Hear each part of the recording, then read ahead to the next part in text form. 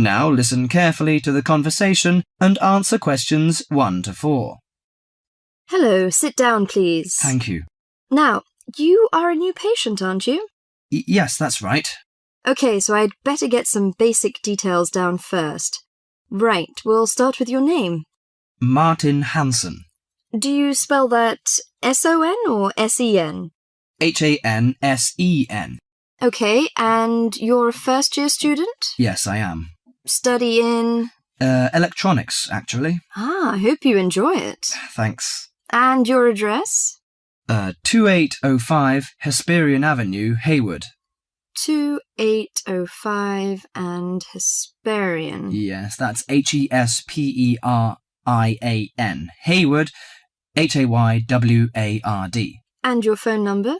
734-246-55. 734-264-55.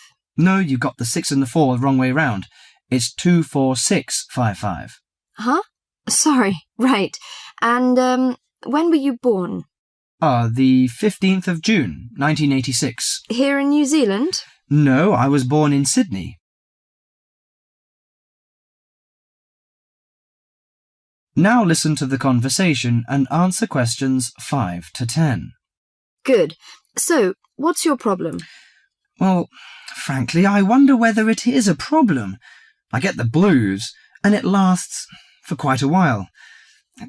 I don't know how to... Yes, we all feel sad or get the blues now and again. Generally, our sadness lessens in time, and with the support of friends. However, if the depression leads to difficulty in thinking and greatly disrupts your daily routine, it can be evidence of a psychiatric problem. What do you feel exactly? I always feel sad and worthless. I find it hard to fall asleep and wake up early in the morning. How long has it lasted? Nearly half a month. Do you feel fatigue or loss of energy? Or you may have lost interest or pleasure in usual activities? Yes, sometimes. At first I thought I could overcome it by myself, but I failed, and I'm so glad that you came here. It seems that you are suffering mild depression from your symptoms. Depression? Yes, I feel depressed sometimes. But why would I... Depression may occur as a result of biochemical changes in the body. Alcohol, amphetamines, cocaine, and LSD can bring on depression. Those who have a family history of depression usually have a greater risk of depression. Sometimes the worrying changes in life can lead to depression. I see. I had a really bad breakup of a love relationship. It makes me feel hopeless. Do you think I need some treatment? Yes. Antidepressant medications are often used to treat depression, if it is serious. But I don't suggest them at first because of the side effects. I suggest psychotherapy, which can give you support and help you regain control.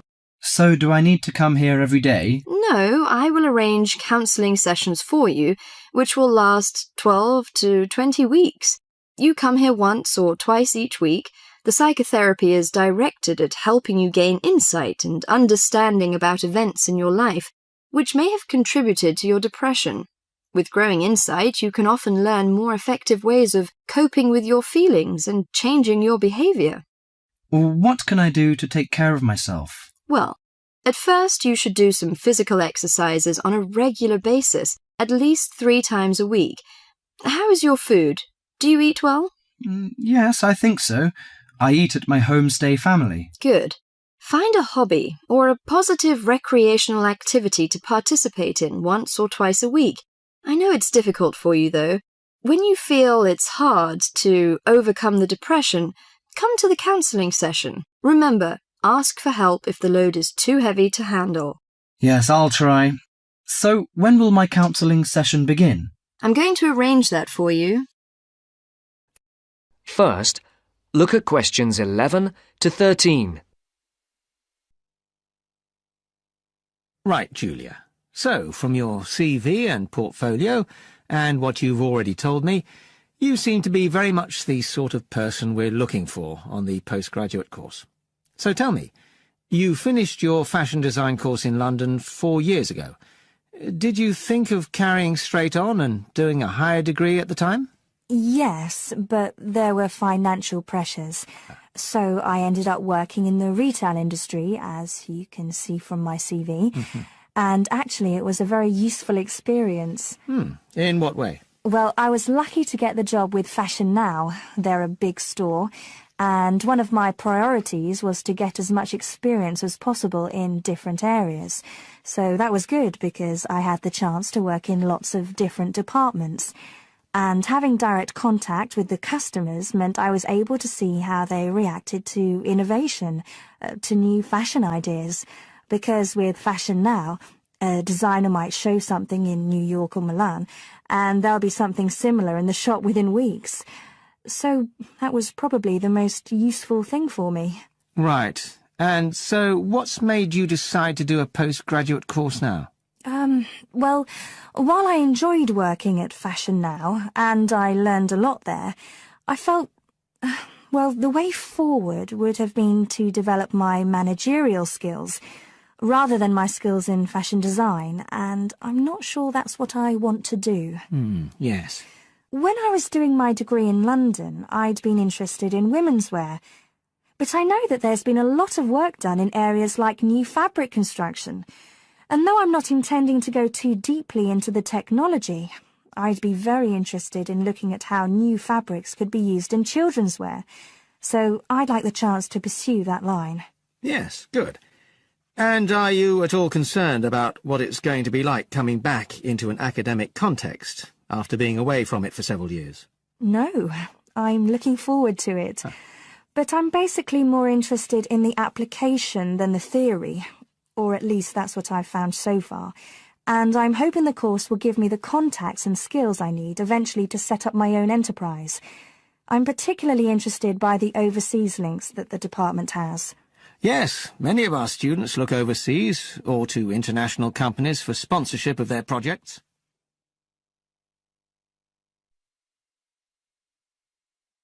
As you listen to the second part of the talk, answer the questions. And the facilities here look excellent. I just went to look at the library.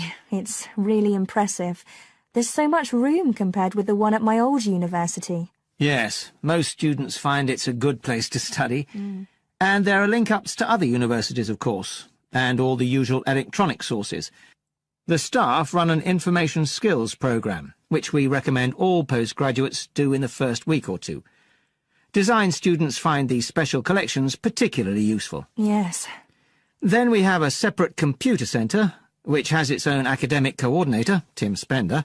He's got a background in art design, and the ethos of the centre is that it's a studio for innovation and creativity, rather than a computer laboratory. Oh, right. I liked the study spaces where students can sit and discuss work together. Very useful for joint projects. We always had to do that sort of thing in the cafeteria when I was an undergraduate. And I read in the brochure that there's a separate resource for photography. Yes, it's called Photomedia. It's not just for photography, but things like digital imaging and new media. It's a resource for all our students, not just fashion design. And we encourage students to work there, producing work that crosses disciplinary boundaries. It's well used. In fact, it's doubled in size since it was set up 3 years ago. And we also have an offshoot from that, which is called time-based media.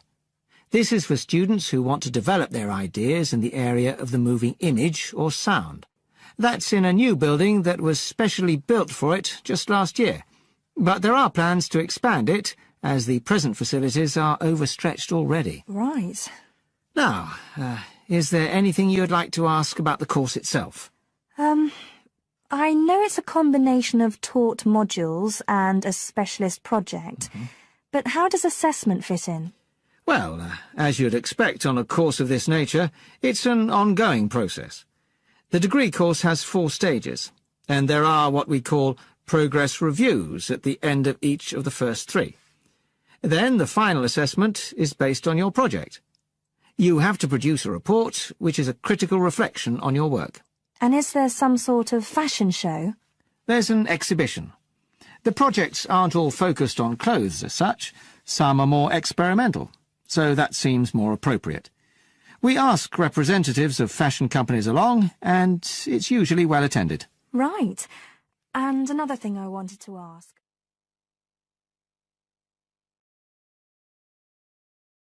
Now listen carefully and answer questions 21 to 26. Laverton Arts Centre. How can I help you? Hello. I've been to the Arts Centre a few times recently, and I understand you have this scheme for regular visitors. The Friends of Laverton Arts Centre. Yes, that's right. I wonder if you could tell me a little about it. I mean, how much it costs and what benefits it offers, things like that. Certainly.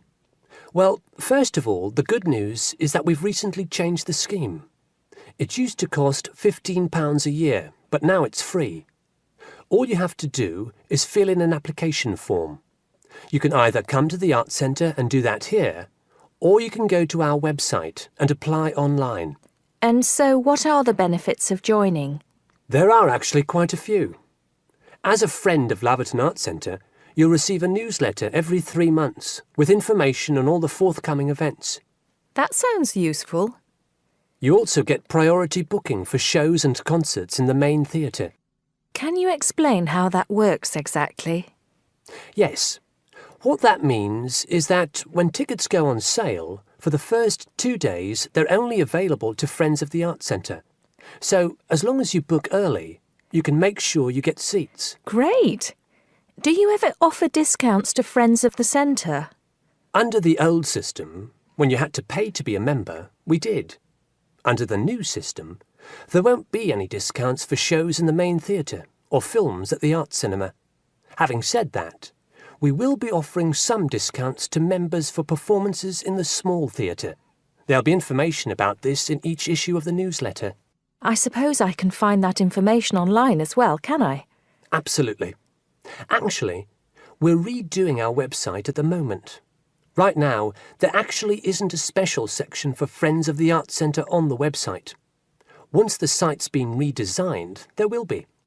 You'll be able to put in your username and password and enter a special section just for you. It sounds excellent.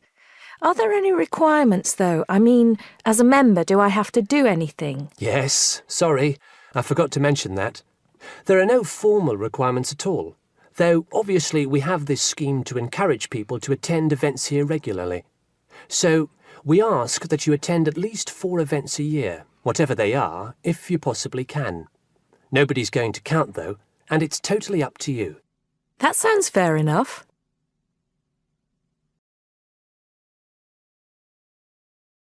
Now listen and answer questions 27 to 30. While you're here, we're actually conducting a short survey of people who phone up the Arts Centre. Would you mind if I asked you a few questions? It'll only take a couple of minutes. Sure, no problem. Thanks a lot. So, how many times have you visited Laverton Arts Centre in the last 6 months? Well, I've only lived in the area for the last 4 months, so not that many times. 3, I suppose. Yes, that's right. Fine. And how did you first find out about the Arts Centre? Let me think. Oh, yes, a friend invited me to a concert, and I came with her. Have you ever seen a film at the Arts Cinema here? No, I haven't, to be honest. In fact, until you mentioned it earlier, I didn't realise you even had a cinema. One more question. If we offered a free tour of the Arts Centre, including things such as going backstage to look at the dressing rooms, would you be interested in going on it? Oh, yes, definitely. I think a tour like that would be very interesting. I'd even pay for it. That's great. Thank you very much for your time. Thank you. Now listen carefully and answer questions 31 to 40. All over the world, there are passionate arguments going on about how educational systems can be improved. And of all the ideas for improving education, few are as simple or attractive as reducing the number of pupils per teacher. It seems like common sense. But do these ideas have any theoretical basis? Today, I want to look at the situation in the USA and at some of the research that has been done here in America, on the effects of reducing class sizes. In the last couple of decades or so, there has been considerable concern in the United States over educational standards here, following revelations that the country's secondary school students perform poorly relative to many Asian and European students. In addition, statistics have shown that students in the nation's lower-income schools in the urban areas have achievement levels far below those of middle-class and upper-middle-class schools. So would reducing class sizes solve these problems? Well, we have to remember that it does have one obvious drawback. It's expensive. It requires more teachers and possibly more classrooms, equipment, and so on. On the other hand, if smaller classes really do work, the eventual economic benefits could be huge. Better education would mean that workers did their jobs more efficiently, saving the country millions of dollars. It would also mean that people were better informed about their health, bringing savings in things like medical costs and days off sick. So what reliable information do we have about the effects of reducing class sizes? There's plenty of anecdotal evidence about the effect on students' behavior, but what reliable evidence do we have for this?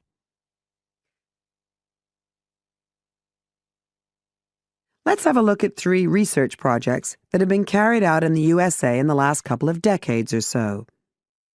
The first study I'm going to look at took place in the state of Tennessee in the late 1980s. It involved some 70 schools. In its first year, about 6,400 students were involved, and by the end of the study, 4 years later, the total number involved had grown to 12,000. What happened was that students entering kindergarten were randomly assigned to either small classes of 13 to 17 students or regular-sized classes of 22 to 26. The students remained in whatever category they had been assigned to through the 3rd grade, and then, after that, they joined a regular classroom. After the study ended in 1989, researchers conducted dozens of analyses of the data. Researchers agree that there was significant benefit for students in attending smaller classes, and it also appears that the beneficial effect was stronger for minority students. However, there's no agreement on the implications of this. We still don't know the answer to questions like how long students have to be in smaller classes to get a benefit, and how big that benefit is, for example. The second project was much larger and took place in California. Like the Tennessee study, it focused on students from kindergarten through to grade 3, but in this case, all schools throughout the state were involved. The experiment is still continuing, but results have been very inconclusive, with very little improvement noted. And the project has, in fact, also had several negative aspects. It meant an increased demand for teachers in almost all California districts. So the better-paying districts got a lot of the best teachers, including a fair number that moved over from the poorer districts. And there were a lot of other problems with the project. For example, there weren't any effective procedures for evaluation. All in all, this project stands as a model of what not to do in a major research project. A third initiative took place in the state of Wisconsin at around the same time as the California project began, and it's interesting to compare the two. The Wisconsin project was small.